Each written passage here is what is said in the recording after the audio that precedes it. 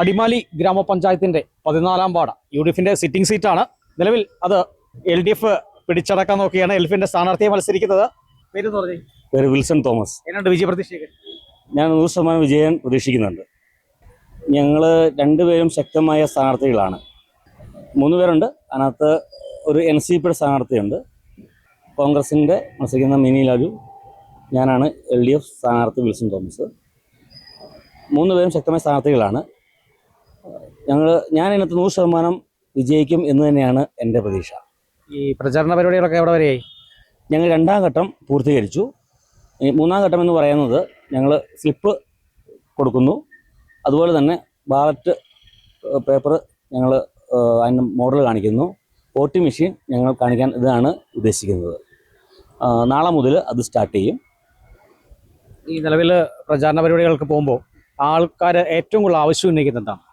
ഞാൻ കണ്ടൊരു കാര്യമെന്ന് പറയുന്നത്, നമ്മുടെ ഗവൺമെൻറ് ലൈഫ് മിഷൻ പദ്ധതിയിൽ വളരെയധികം ഭവനം കൊടുത്തിട്ടുണ്ട്. പക്ഷേ അതിൻ്റെ ഒരു ശതമാനം പോലും ആ ഭാഗത്ത് എത്തിയില്ല എന്ന് എൻ്റെ പ്രമുഖ മനസ്സിലായി. കാരണം എല്ലാവരുടെയും ആവശ്യമെന്ന് പറയുന്നത് ഒരു ഭവനം. വളരെയധികം മോശപ്പെട്ട രീതിയിൽ പല ഭവനങ്ങളും എനിക്ക് കാണാൻ പറ്റി. അത് ശരിക്കും ഒരു വേദനാജനകമാണ്. കാരണം ഇന്നത്തെ സമൂഹത്തിൽ നമുക്ക് ജീവിക്കണമെങ്കിൽ ഒരു ഭവനം ആവശ്യമാണ്. അപ്പോൾ ഈ ഭവനം നമുക്ക്, ഞാൻ കണ്ടൊരു കാര്യം എന്ന് പറഞ്ഞാൽ, ആ വാർഡിൽ ഭവനം ഇല്ലാത്ത അല്ലെങ്കിൽ ഭവനം മോശമായ ഒത്തിരി കുടുംബങ്ങളുണ്ട്. അവർക്ക് ഭവനം ആവശ്യമാണ്.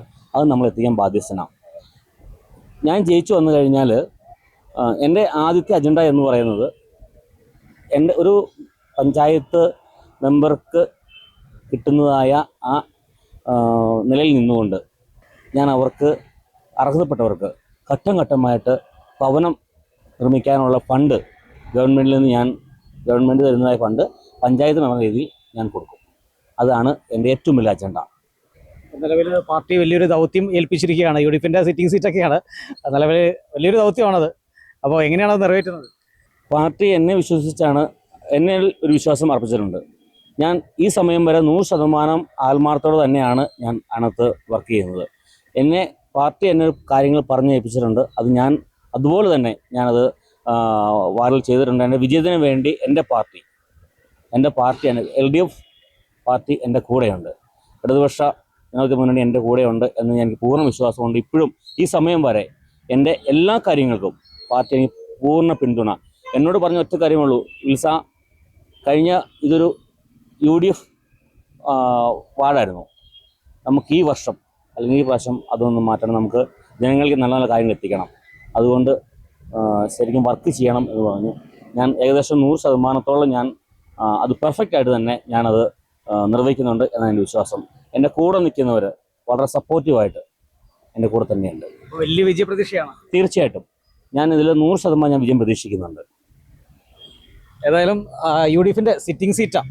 തീർച്ചയായും കൈക്കലാക്കും എന്ന് തന്നെയാണ് LDF സ്ഥാനാർത്ഥിക്കുള്ളത്. ഏതായാലും എല്ലാവിധ ആശംസകളും നേർന്നുകൊള്ളുന്നു. ക്യാമറമാൻ AP രാജയ്ക്കൊപ്പം ബിനീഷ് ആന്റണി, കേരള വിഷൻ ന്യൂസ്, ഇടുക്കി.